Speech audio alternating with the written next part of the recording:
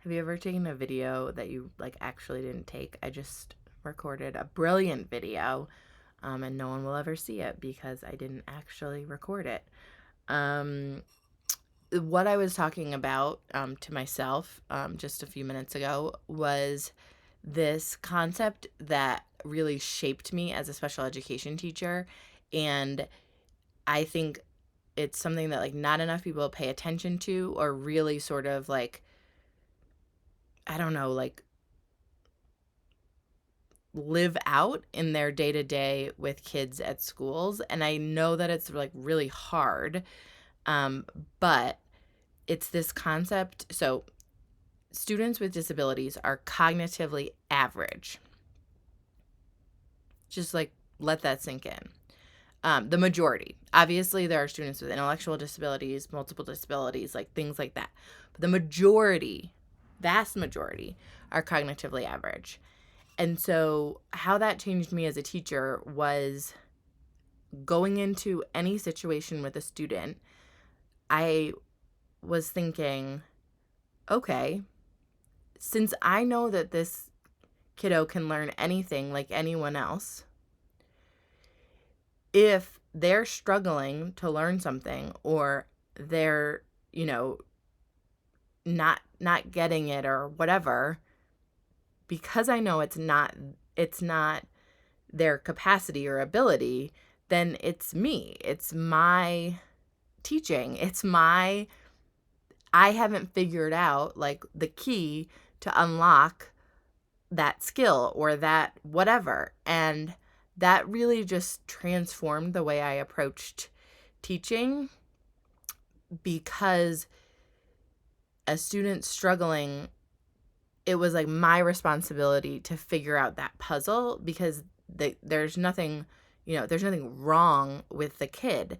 They have the ability. I need to figure out how to access that ability.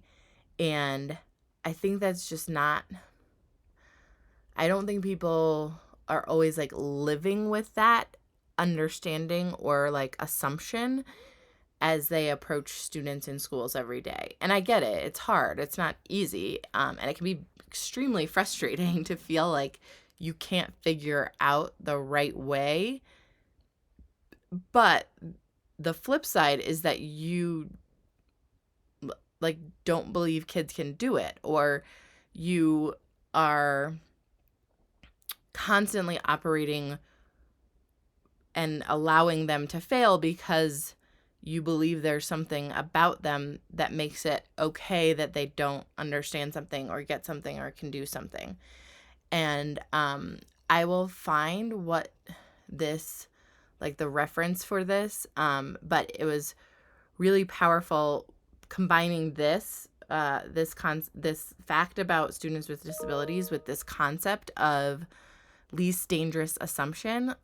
When I approach a kid, until there's something that concretely tells me that they have an actual limit to what they know and understand, I'm always going to assume that they can do it, that it is there, and I just haven't figured it out. So even with a student that doesn't talk as their mode of communication, I'm going to assume the least dangerous thing about them, which is not that they have a cognitive impairment, because I don't know that. And I might not even know that if I'm looking at the data and seeing how they scored on things because of a lot of reasons. But I'm going to assume that they understand me, that they have it in there, and we just haven't figured out how to get it.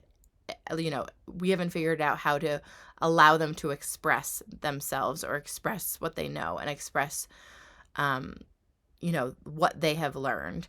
And that sort of concept just was transformative for me as a teacher. And I think that not enough folks, and I get it, it's hard, I keep saying that, are really approaching every interaction with every student like that every day, because that's what they deserve. They deserve the assumption that they are capable.